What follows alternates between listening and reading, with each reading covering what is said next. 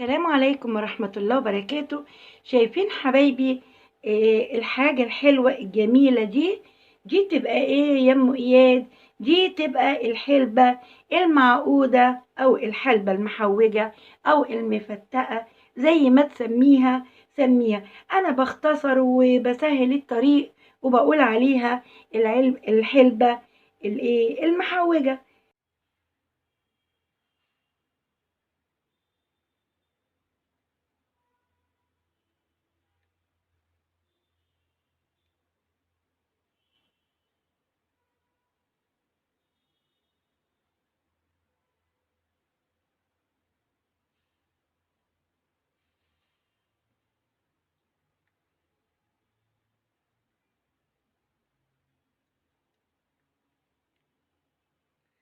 السلام عليكم ورحمة الله وبركاته. النهاردة حبايب قلبي الموسم الشتوي الجميل هنعمل فيه الأكلة اللي بيحبها كل المصريين بدون استثناء. الأكلة دي بيحبوها الأولاد وبيحبوها الرجالة، بيحبوها الستات، بيحبوها كل البيوت المصرية.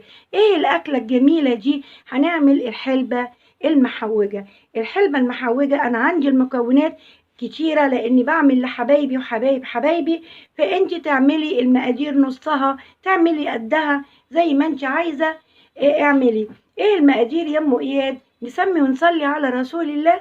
عندي 5 كيلو من العسل الاسود، 3 كوبايات ونص من الطحين او من الدقيق، 3 كوبايات بس الجلاس بتاعي يكون المقاس الكبير كده من الزيت. عندي نص كيلو من السمسم، عندي كيلو الا ربع من السوداني يكون متحمص زي ما انتوا شايفين وشايلين القشرة منه، كوباية ونص من المغات، كوباية ونص من الحلبة المطحونة. دي المكونات. الحلبة المطحونة والمغات يكون بالمقادير بالمج اللي قد كده.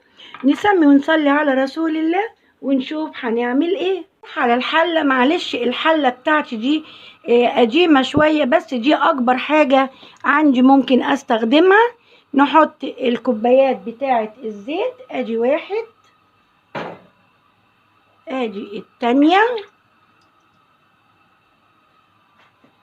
ادي التالتة،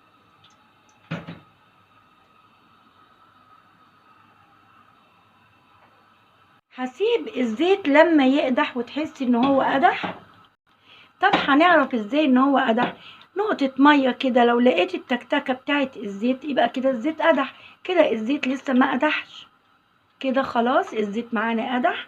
هنجيب ال3 كوبايات وربع الدقيق، نسمي ونصلي على رسول الله.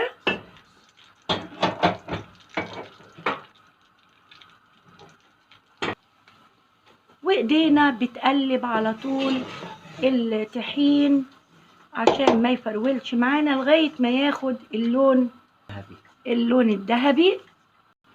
قبل ما الطحين بتاعي ما يبقى اللون الذهبي، نسمي ونصلي على رسول الله، هضيف السوداني والسمسم عشان يدونا التحميصة الجميلة اهو فوق بعضيهم كده، ونقلبهم كويس جدا. نفضل نقلب كده باستمرار، ايدك فيها. اول ما تحسي ان اللون معاكي عطى للون الجلد او الذهبي، يعني تحسي ان هما اتحمصوا معانا، هقول لكم الخطوة اللي بعد كده. نفضل نقلب كده، شايفين اللون ابتدى ان هو يغير معانا، لسه كمان شوية. شايفين اللون بقى عامل ازاي؟ اول ما تشمي الريحة توطي النار، لازم توطي النار. ونسمي ونصلي على رسول الله، بسم الله، ونقلب باستمرار بالشكل ده. وادي بقية الكمية، بسم الله ما شاء الله. وايديكي تقلب باستمرار. عايزه اقول لكم معلومه، ان في ناس بتحط السوداني في الاخر، فالسوداني بيدبل بعد كده، لكن كده اخد التحميصه الجميله مع الدقيق مع السمسم، فعمره لحد اخر شوية صغيرين من الحلبة هتلاقي السوداني معاكي محمص كده ومقرمش وطعمه جميل جدا.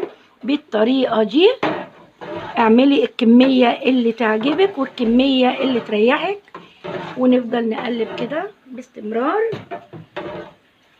واحنا موطيين النار لغاية ما نتأكد ان كله بقى تمام. هنعلي عليه النار كمان شوية.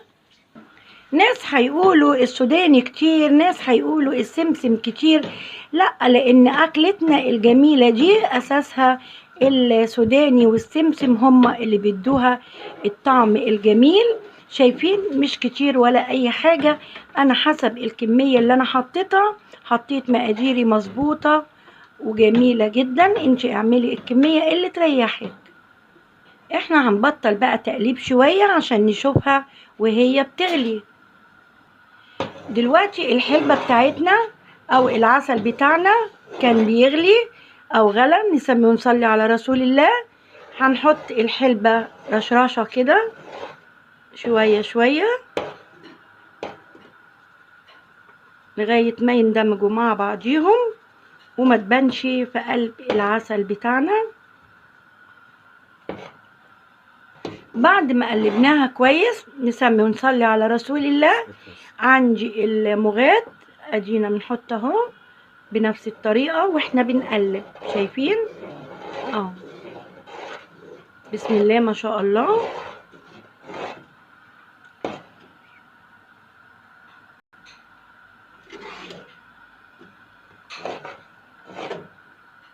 ونقلب كويس لغاية ما يندمجوا مع بعضيهم خالص.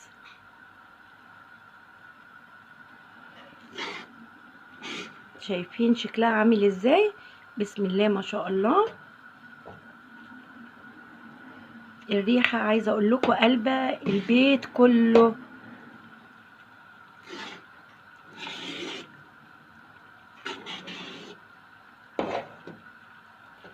دلوقتي احنا وضينا النار عليها، خلي النار هادية بقى ونفضل نقلب كده باستمرار ايدك فيها لغاية ما تحسي ان هي ابتدت تلف معاكي. شايفين كده؟ اول ما تلاقي الريحة زادت معاكي وابتدت تقل معاكي وانتي بتلفي، خلاص هنطفي عليها النار ونسيبها لما تبرد خالص نشوف شكلها الجميل بقى عامل ازاي. ودي شكل الحلبة الجميلة بتاعتنا بعد ما سبناها وبردت وعبيناها زي ما انتوا شايفين كده. تعبيها ببرطمان، تعبيها في علب بلاستيك، تعبيها زي ما انت عايزة. ولو عجبكم الفيديو ما تنسوش اللايك والسبسكرايب والكومنت، والسلام عليكم ورحمة الله وبركاته.